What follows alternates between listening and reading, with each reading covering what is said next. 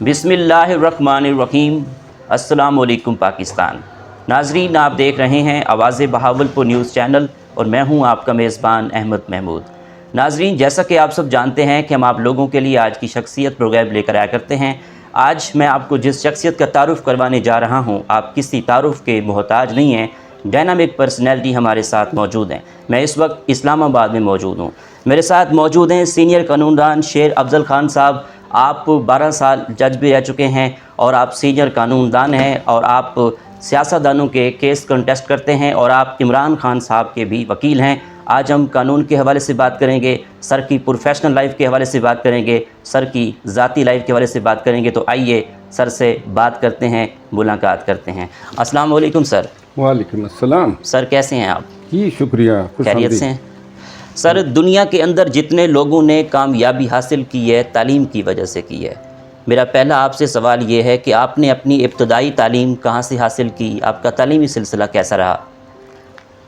تعلیمی سلسلہ تو میں بتاتا ہوں، لیکن آپ کی اس بیان کو میں کریکٹ کر لوں۔ میرا خیال ہے کم لوگوں نے تعلیم کی وجہ سے کامیابی حاصل کی ہے۔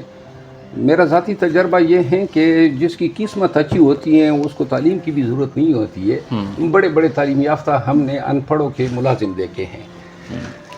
جہاں تک میرے تعلیمی سلسلے کا تعلق ہے، میں نے ابتدائی تعلیم جو ہے اپنے علاقے لکی مروت، اور پھر جو ہیں ہمارے والد صاحب جو ہیں، ہم دونوں بھائیوں کو، میرے بڑے بھائی اور مجھے، وینسم کالج میں انہوں نے ایڈمٹ کرایا 5th 6th سے، اور یہ سلسلہ چلتا رہا آگے۔ پھر ہم نے اپنے جو کالج ہیں GDC، وہاں سے گریجویشن کی اور مزید تعلیم کے لیے میں پھر پشاور یونیورسٹی آیا، وہاں سے LLB کی، اور ساتھ میں تاریخ میں ہسٹری میں MA کیا، اور 1992 میں لائسنس لیا وکالت کا۔ اس کے بعد وکالت کی 2 سال، 94 میں پھر جوڈیشل آفیسر کی ویکینسیز آئی تو جج بن گیا، ماشاءاللہ۔ اور 2009 تک میں نے ملازمت کی، تقریباً 15 سال، اور اسی دوران جو ہے میں نے LLM کیا پشاور یونیورسٹی سے ہیومن رائٹس میں۔ ملازمت سے استعفیٰ دیا 2009 میں، اور پھر میں چلا گیا UK۔ یونائٹڈ کنگڈم سے میں نے وہاں پہ ایک اور LLM کیا انٹرنیشنل کمرشل لاء میں، کارڈف یونیورسٹی سے۔ اچھا۔ اور پھر لنکن ان میں بحیثیت بار کرنے کے لیے میں انرول ہوا، اور یہ کمپلیٹ کرنے کے بعد جو ہے میں 2011 کے اینڈ میں پاکستان آیا۔ پھر مربت لا اٹارنی کے نام سے اپنی یہ لا فرم بنائی، اور دوران ملازمت کوئی 1 درجن کے لگ بھگ انٹرنیشنل کورسز، کانفرنسز وغیرہ میں شرکت کی بہت سے ممالک میں۔ ماشاءاللہ۔ وکالت شروع کرنے کے تقریباً 2 سال کے اندر میں مصروف ترین وکیل ہو گیا، کیونکہ تجربہ بھی تھا اور تعلیم بھی تھی، اور پھر بہت سارے جرائم میں چونکہ اہل زبان لوگ ہوتے تھے، تو یوں کرمنل ٹرائل، ساتھ میں constitutional petition, family matter, civil trial, تمام کیٹیگری کے کیسز کرنے لگا۔ سپریم کورٹ کا وکیل ہوں، اور میرے ساتھ کوئی 22 وکلاء ہیں، ایسوسیٹس ہیں، جن کو بہت سارے کیسز ہم نے ڈیوائڈ کیے ہوئے ہیں۔ تو یوں میرا یہ پروفیشنل اور ایجوکیشنل بیک گراؤنڈ ہے۔ سر ماشاءاللہ، آپ جج بھی رہ چکے ہیں، سینئر قانون دان بھی ہیں، advocate supreme court of Pakistan بھی ہیں۔ سر، ایک اچھے وکیل میں کیا خصوصیات ہونی چاہیے؟ میرا خیال ہے سب سے پہلی خوبی اس کو اپنے کلائنٹ کا مفاد عزیز ہونا چاہیے۔ He should fight for it at any cost۔ اور دوسری بات یہ ہے کہ وکیل میں جرأت ہونی چاہیے کسی بھی ناجائز یا غلط بات کے خلاف بولنے کی۔ وہ ہر جگہ پہ بول سکیں، اور وہ کوئی بھی غلط بات کرے تو اس کو جواب دے سکے۔ جرأت کے بغیر وکالت نہیں ہو سکتی ہے۔ کامیاب وکالت کے لیے ضروری ہے کہ آدمی وقت ضائع نہ کرے، پڑھے، کیسز کو دیکھیں، سینئر وکلاء کی فائلز کو دیکھیں تو محنت جو ہیں ضروری ہیں. کنٹمپریری ججمنٹ جو آ رہے ہیں ان کو پڑھنا چاہیے. پھر جو ہیں آج کل کی جو وکالت ہیں وہ ذرا اب پرانے زمانے کی وکالت نہیں رہی جب ہم پوری لائبریری چاند مار کے کیس نکالا کرتے تھے. اب تو کمپیوٹر میں آپ کے فنگر ٹپس پہ ہیں، درجنوں ججمنٹس آپ کے سامنے سیکنڈ میں نکل آتے ہیں. تو لہٰذا وکلاء کو ضرورت ہے کہ اب وقت کے ساتھ ساتھ اپنے آپ کو بھی بدلیں. اے آئی آرٹیفیشیل انٹیلیجنس کا استعمال اب ڈومین آف لا میں ہوتا ہے. پھر آپ یہ دیکھیں کہ ڈرافٹنگ ویٹنگ کے لیے بہت سارے اب سافٹ ویئر بھی ہیں، لیکن وہ ان لوگوں کو ضرورت ہوتی ہیں جن کو سٹارٹ کرنا ہے. جی. اچھے وقت اچھے اساتذہ یا مینٹور کا ہونا ضروری ہے، اور فارغ وقت میں لوگ عدالتوں میں بیٹھیں اور دیکھیں کہ پروسیڈنگ کس طرح، اس سے بڑی لرننگ ہوتی ہے. لیکچرز ہو تو وہ جوائن کرے. وکالت کے لیے اے بی سی آپ نے استاد سے سیکھنی ہے، اور ڈی سے زیڈ تک آپ خود سیکھ پاتے ہیں اگر آپ کا اس پیشے میں انکلائنیشن ہے، میلان خاطر ہیں، یا آپ کا لرننگ کا رجحان ہے. تو کامیاب وکیل بننے کے لیے یہ چیزیں بنیادی ہیں. پھر جو ہیں آپ کی کلائنٹیل ہیں، آپ نے پیسہ کمانا ہے، وہ پھر موجودہ زمانے میں اب اس کے ڈائنامکس بھی ڈیفرنٹ ہے. پہلے زمانے میں جو ہیں چھوٹے چھوٹے دیہات یا اضلاع ہوتے تھے جس میں ایک آدمی کا نام جو ہے مشہور ہو جاتا تھا کہ جی وہ فوجداری میں اچھا وکیل ہے. اب تو آبادی بڑھ گئی ہے، اور ہمارے ہاں اسلام آباد میں بالخصوص کرمنل وکلاء کا قحط ہے. اچھے کرمنل لا جو ہیں بڑے کم ہیں.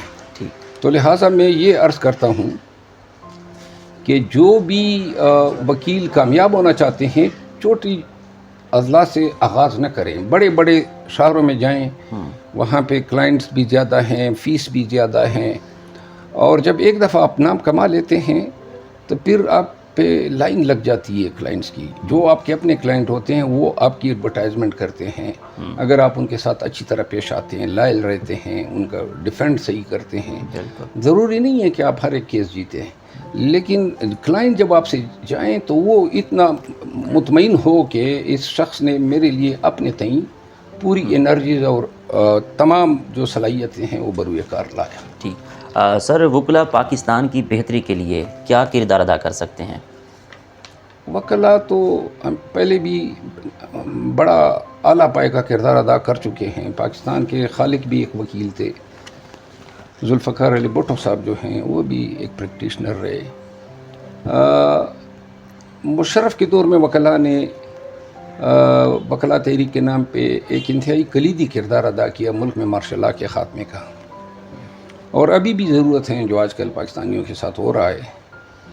تو وکلاء جو ہیں دیکھیں بنیادی فرض ہیں وکلاء کا رول آف لا کے لیے کڑا ہونا، کیونکہ ہمارا پیشہ، ہمارا ایمان رول آف لا کے ساتھ جو ہیں وہ بالکل جڑا ہوا ہے. اور رول آف لا جو ہیں جس معاشرے سے مسدود ہوتا جاتا ہے، ختم ہوتا جاتا ہے، وہاں پہ وکلاء کی سگنیفیکنس یا اس پیشے کی اہمیت بھی ختم ہوتی جاتی ہے. پاکستان اور پاکستانیوں کے مستقبل کو اگر محفوظ بنانا ہے تو تمام وکلاء نے مل کے پاکستان میں رول آف لا یعنی قانون کی حکمرانی کو جو ہے انشور کرنا ہے. آج کل قانون کی حکمرانی انڈر سیریس اٹیکس ہے، اور وکلاء ہی ہیں جن کی طرف پوری قوم کی نظریں ہیں. میرا خیال ہے کہ وکلاء جو ہیں اگر اس وقت اپنا کردار ادا کر لیں اور پاکستان کو صحیح سمت پہ لانے کے لیے اپنے تمام توانائیاں جو ہیں وہ بروئے کار لائیں تو پاکستان کی بہت ہی بڑی خدمت ہوگی. ٹھیک. سر، ہائی کورٹ اور سپریم کورٹ کے ججز کی تعیناتی کا جو طریقہ کار ہے ایز اے سینئر قانون دان وہ کس طرح ہونا چاہیے، تجویز دیں؟ میں اس پہ پہلے بھی بول چکا ہوں، یہ بڑا فالٹی طریقہ کار ہے. عموماً جو ایلیویشن ہوتی ہے اس میں میرٹ کا کوئی زیادہ ملحوظ خاطر نہیں رکھا جاتا ہے میرٹ کو. ہم دیکھ رہے ہیں کہ یہاں پہ بھی اب ڈائناسٹک ایلیویشن ہوتی ہیں، باپ بھی جج تھا تو بیٹا بھی جج ایلیویٹ ہو جاتا ہے. ایک فیملی کے 3 4 جج ایلیویٹ ہو جاتے ہیں. پھر ایک جج اپنے چیمبر کے لوگوں کو ایلیویٹ کرتا ہے. پھر ایلیویشن کے لیے کوئی ٹیسٹ نہیں ہے، کوئی انٹرویو نہیں ہے، کوئی طریقہ کار ہی نہیں ہے، بس جی چیف جسٹس متعلقہ ہائی کورٹ نے آپ کو ریکمینڈ کر دیا، یہ بنیادی ریکوائرمنٹ ہیں۔ اسی وجہ سے جو ہیں ہماری عدلیہ جو ہے نا گزشتہ کئی دہائیوں میں اچھے جج پیدا نہیں کر سکی ہے۔ اچھے جج پیدا کرنے کے لیے ضروری ہیں کہ میرٹ پہ ہو۔ میرٹ کو انشور کرنے کے لیے کوئی کمیٹی جو ہیں وہ اسکروٹنی کریں، انٹرویو کریں، ضرورت ہو تو ٹیسٹ بھی کریں، کیونکہ بڑے بڑے نالائق جج بھی جو ہیں وہ ایلیویٹ ہو چکے ہیں اور ماضی میں ہوئے ہیں، اور ہم دیکھتے ہیں۔ تو اگر جج قابل ہیں، دلیر ہیں اور اس کی کوئی مجبوریاں نہیں ہیں تو تب وہ انصاف کر سکتا ہے۔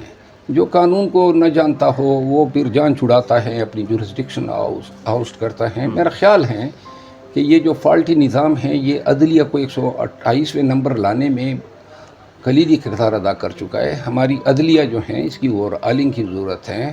ایلیویشن کا طریقہ کار ٹوٹلی ڈیفرنٹ کرنا ہے۔ اس میں ہم نے سٹنگ ججز کے عمل دخل کو بہت بڑھایا ہوا ہے، اس کو کم کرنا ہوگا۔ کوئی انڈیپینڈنٹ کمیشن ہونا چاہیے جس پہ کوئی انفلوئنس نہ ہو سکے، بالخصوص جو سٹنگ جج صاحبان ہیں، چاہے وہ چیف جسٹس ہو یا ہائی کورٹ یا سپریم کورٹ کے جج صاحبان۔ ٹھیک جناب، پاکستان میں انصاف کی فراہمی کو بہتر کرنے کے لیے آپ کی کیا تجویز ہے؟ یہی پہلے تو طریقہ کار جو ہیں وہ وضع ہونا چاہیے ایلیویشن کے لیے۔ دوسری بات یہ لاز کو جو ہے ریویزٹ کرنا چاہیے، قوانین کو۔ تیسری بات یہ ہے کہ ہمیں یہ دیکھنا چاہیے نا کہ عدلیہ کہاں کہاں پہ ناکام ہوئی ہیں، ان کا تدارک کیا جانا چاہیے۔ تو جو ناانصافی ہیں، بیسیکلی ناانصافی صرف پاکستان اسپیسیفک نہیں ہے، یہ دنیا بھر کے موسٹ ڈیولپ کنٹریز میں بھی لوگ ناانصافی کا شکار ہوتے ہیں، لیکن ہمارے ہاں بہت زیادہ ہیں۔ ہمارے ہاں یارڈ سٹک سٹینڈرڈ ہی ڈیفرنٹ ہے۔ جو جس کے پاس پیسہ ہے، اچھا وکیل افورڈ کر سکتا ہے، وہ جرم کرنے کے باوجود بھی نکل جاتا ہے۔ تو اسی طرح ہمارا جو نظام ہے وہ ڈیپینڈنٹ ہے آپ کے وسائل پہ، آپ کی رسائی پہ۔ دوسری بات یہ ہے کہ جب بھی سیاسی حالات پیدا ہو جاتے ہیں تو پھر عدلیہ جو ہیں وہ بھی حکومت وقت کے ساتھ مل جاتی ہیں۔ ہر وقت ہم دیکھتے ہیں جس کی حکومت ہوتی ہے اس کا توتی عدالتوں میں بچتا ہے، اور جو حزب مخالف ہوتے ہیں وہ سفر کرتے ہیں۔ اس چیز کو جیلسلی گارڈ کرنا چاہیے جوڈیشری کو، تو تب ہی کہیں پرسیپشن بہتر ہو سکتا ہے نظام انصاف کے حوالے سے۔ ٹھیک، پاکستان میں معاشی صورتحال میں کس طرح بہتری لائی جا سکتی ہے؟ میں معیشت دان تو نہیں ہوں، لیکن اتنا ضرور سمجھتا ہوں کہ پاکستانیوں کو آپ نے ٹیکس نیٹ پہ لانا ہے۔ پھر ہم بہت ساری چیزوں میں گورنمنٹ کو دھوکہ دیتے ہیں۔ یہاں پہ اگر آپ ڈیولپ کنٹریز کے ساتھ موازنہ کریں نا تو ہم کسی چیز کی بھی ٹیکس نہیں دیتے ہیں۔ پارکنگ ٹیکس ہم نہیں دیتے ہیں، کھانے پہ گورنمنٹ کو ٹیکس نہیں دیتے ہیں۔ اسی طرح یہ جتنے بھی ہمارے ہاں چائے ہوئی، سگریٹ ہوئی، اسپیئر پارٹس ہو گئے، لکڑی ہو گئی، دوائیاں ہو گئی، یہ اسمگل ہو کے آتے ہیں، اور اربوں روپے کا جو ہے نیشنل ایکسچیکر کا نقصان ہوتا ہے۔ ہر دکان پہ امپورٹڈ سگریٹ بکتے ہیں۔ اب کوئی نہیں بیچ سکتا ہے جب تک کہ اس ہر ایک سگریٹ کے ڈبے پہ ٹیکس ادا نہ کیا گیا ہو۔ تو اسی طرح چائے کی صورتحال ہے۔ میرن شاہ کے راستے سے بنو سے ہو کر پورے پاکستان کو چائے آتی ہے، اس طرح لکڑی آتی ہے، اس طرح ڈرائی فروٹ آتا ہے، کپڑا آتا ہے، ایرانی بہت ساری چیزیں اسمگل ہو کے آتی ہیں۔ تو ایک تو اسمگلنگ نے بالکل بیڑا غرق کیا ہوا ہے، دوسرا خود قوم بحیثیت مجموعی ہیں بڑی بے ایمان۔ مطلب ہے کہ پیسے دینا گورنمنٹ کو ٹیکس کی مد میں، سب کا یہ حال ہے۔ نہ ڈاکٹر دیتے ہیں اپنے ٹیکسز، نہ وکلاء دیتے ہیں، نہ انجینئر دیتے ہیں، نہ پروفیشنل دیتے ہیں۔ جب تک ٹیکس کے نظام کو آپ پنیٹیو نہیں بنائیں گے، جس کی پکڑی جائے ٹیکس چوری، اس کے لیے پرامپٹ پنشمنٹس ہو، ڈر کے بنیاد پہ شاید ہم اپنی معیشت کو جو ہے سو پھر بہت سارے قوانین ہیں کرپشن کے حوالے سے، ان کو آپ نے صحیح کرنا ہے۔ نیب جو ہیں سیاسی ایک ٹول بن جاتا ہے، جو بھی گورنمنٹ آ جاتی ہے، ان چیزوں کو ہم نے کریکٹ کرنا ہے، تبھی ہم کہہ سکتے ہیں کہ ہم کوئی معاشی اصلاحات لا سکتے ہیں۔ ٹھیک، پاکستان کے نظام تعلیم پر آپ کا کیا تبصرہ ہے؟ نظام تعلیم جو ہیں میرا خیال ہے کہ گزشتہ 15 سال میں تو کافی امپروو ہو چکا ہے۔ بہت سارے بچے جو پہلے نہیں جاتے تھے اب جا رہے ہیں، پھر جن کی وسائل ہیں وہ اپنے بچوں کو انگلش میڈیم میں پڑھا رہے ہیں، لیکن ہمارا ہائر ایجوکیشن سسٹم جو ہے وہ بڑا کمزور ہے۔ کوئی اچھی یونیورسٹیاں جو انٹرنیشنل رینکنگ میں آ سکے وہ پیدا نہیں ہو سکی ہیں۔ چند ایک IBA ہو گیا یا لمز ہو گیا یا یہاں پہ نمل ہو گیا یا کامسیٹس، یہ چند یونیورسٹیاں اپنا نام بنا سکی، لیکن جو پبلک سیکٹر میں یونیورسٹیز ہیں وہ ڈاؤن ہوتی جا رہی ہے۔ اینی ہائر ایجوکیشن کمیشن کو جو ہیں وہ مزید جو ہیں باصلاحیت بنانا ہوگا۔ ٹھیک، آنے والے دور میں کون سی حکومت پارٹی بنائے گی؟ کس پارٹی کا گراف بہتر ہے؟ وہ تو آپ کو پتہ لگتا ہوگا۔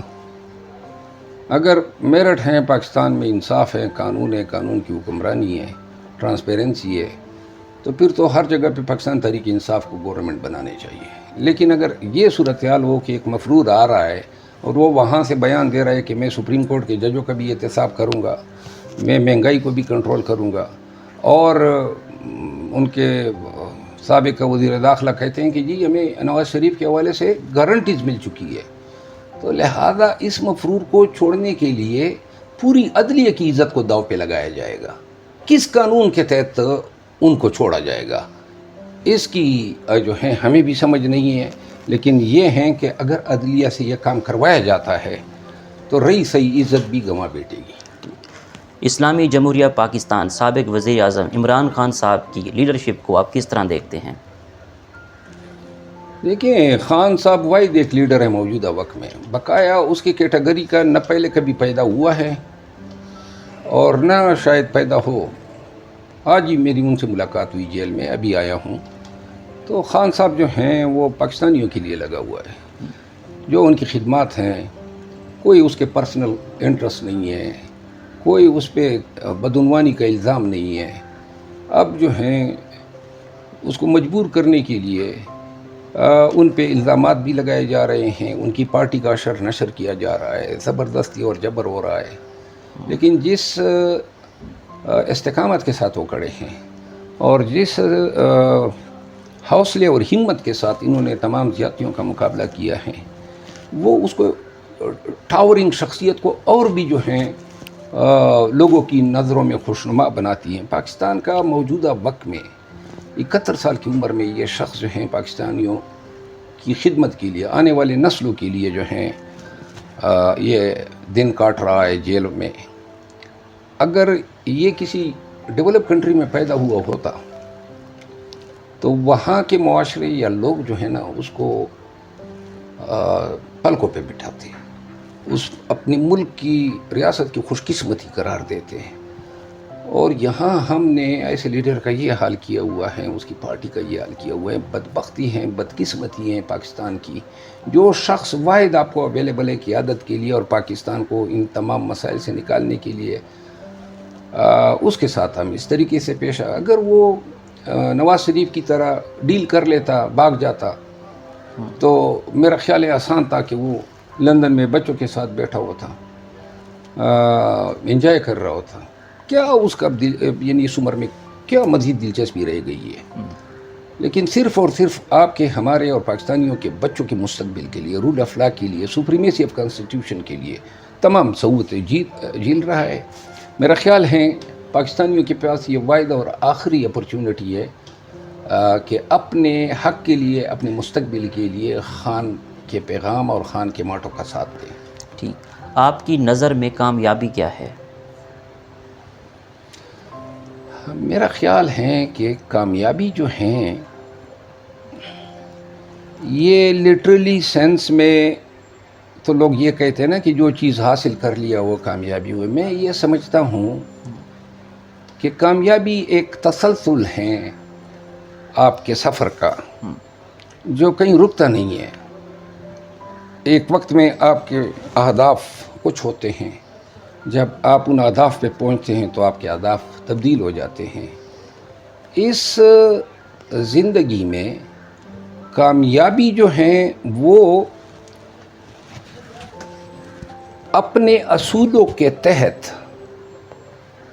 رہتے ہوئے اپنے ٹارگیٹ کو اس انداز سے ایچیو کرنا کہ دوسرے بھی رشک کریں، یہ کامیابی ہے۔ اور یہ کامیابی کا سفر جاری و ساری رہتا ہے، یہ کہیں ختم نہیں ہوتا ہے، آپ کے آخری دن تک جو ہیں آپ اس سفر پہ گامزن ہوتے ہیں۔ ٹھیک، آپ کی اس کامیابی کے سفر میں دوستوں کا، اساتذہ کا، والدین کا کتنا ساتھ رہا؟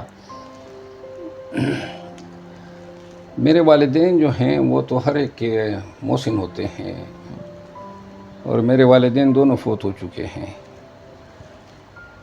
ان کے تو احسانات کیا آدمی گنوائے، لیکن میرے والد صاحب نے ہماری تربیت میں کافی دلچسپی لی، خود ٹیوشن پڑھایا کرتے تھے، اور والد صاحب سے بہت کچھ سیکھا۔ زندگی میں جس علاقے میں نے آنکھ کھولی، پرورش ہوئی، ہمارا علاقہ جو ہے وہ بیرن ہے، ریگستانی ہے۔ ہماری بہت ساری زمینیں ہیں لیکن پیداوار بہت کم ہے۔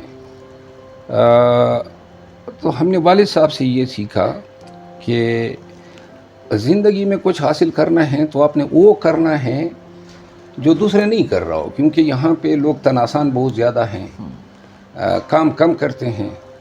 تو یوں جو ہیں والد صاحب سے یہ ہم نے سیکھا، اور پھر یوں پیچھے نہیں دیکھا ہے، ہمیشہ رسک لیے ہیں، آگے بڑھا ہوں۔ اور اب جو ہیں زندگی میں وہ جو لفظ رسک ہے وہ اب میرے لیے رسک ہی نہیں رہا ہے۔ ٹھیک، آپ کو کھانوں میں کیا کیا پسند ہے؟ آپ کی پسندیدہ ڈش کون سی ہے؟ کھانے میں جی مجھے بھنڈی پائے چھوٹی، اور سویٹ میں مجھے پڈنگ اور مرچ، سبز مرچ، یہ مجھے پسند ہے۔ ٹھیک، آپ کو سیر و سیاحت کا کتنا شوق ہے؟ پاکستان کے کون کون سے شہر اچھے لگتے ہیں؟ آپ کا پسندیدہ شہر کون سا ہے؟ میں واحد میرا شغل جو ہے یا ہابی کہہ لیں وہ سیر و سیاحت ہے۔ میں دنیا کے بہت سے ملکوں میں جا چکا ہوں، اور پاکستان کے تقریباً تمام شہر میں نے دیکھے ہیں، اور دنیا کے بہت سارے ملکوں میں گیا ہوں۔ Name a country I have been there. واحد میں ہر سال 3 دفعہ جاتا ہوں باہر، اور پاکستان کے اندر بھی پھرتا رہتا ہوں۔ میری زندگی میں میری واحد جو خوشی جس سے مجھے سکون ملتا ہے وہ سیر و سیاحت ہے، اور ہسٹوریکل پلیسز کو میں بہت زیادہ وزٹ کرتا ہوں۔ ماشاءاللہ۔ آخر میں سننے والوں کو، دیکھنے والوں کو ایز اے سینئر قانون دان آپ کا کیا پیغام ہے؟ جناب عالی، خواتین و حضرات، میں صرف یہی گزارش کروں گا کہ زندگی صرف اسی کا نام نہیں ہے کہ پیدا ہوئے، پلے بڑے، کھایا پیا اور مر گئے۔ زندگی جو ہے وہ ایک وقت آتا ہے کہ وہ آپ سے یہ تقاضا کرتی ہے کہ جی آپ نے جو زندگی سے بنایا ہے یا کمایا ہے، اب بدلے میں معاشرے کو بھی دو۔ اگر ہم سب یہ سوچ لیں کہ ہماری یہ بھی ذمہ داری ہے کہ صرف اس سوسائٹی سے اٹھانا نہیں ہے بلکہ ہم نے تقسیم بھی کرنا ہے، خدمات کی شکل میں، صلہ رحمی کی شکل میں، لوگوں پہ ترس کا کہ لوگوں کے کام آ کے، نا انصافی کے خلاف کھڑا ہو کے، ظلم اور جبر کے خلاف، کیونکہ یہ روٹین کی زندگی تو سب گزار کے کوئی یاد نہیں رکھتا ہے۔ بالکل، زندگی گزارو، ایسی گزارو کہ آپ کے اخلاق بھی آپ پہ فخر کر سکیں۔ برا وقت گزر جاتا ہے، لیکن برے وقت میں آپ کا کھڑا ہونا، آپ کا مظلوم کے ساتھ کھڑا ہونا، یہ مدت تو یاد رکھا جاتا ہے۔ آپ سب کا بہت شکریہ سر، آپ کی بہت محبت، بہت شکریہ، آپ نے ہمیں قیمتی ٹائم دیا، آپ سے بات کر کے بہت اچھا لگا۔ تھینک یو سو مچ۔ جی تو ناظرین، آپ نے آج کی شخصیت پروگرام سنا، ایک نئے پروگرام میں ملاقات ہوگی، تب تک اللہ حافظ، اللہ نگہبان، پاکستان زندہ باد۔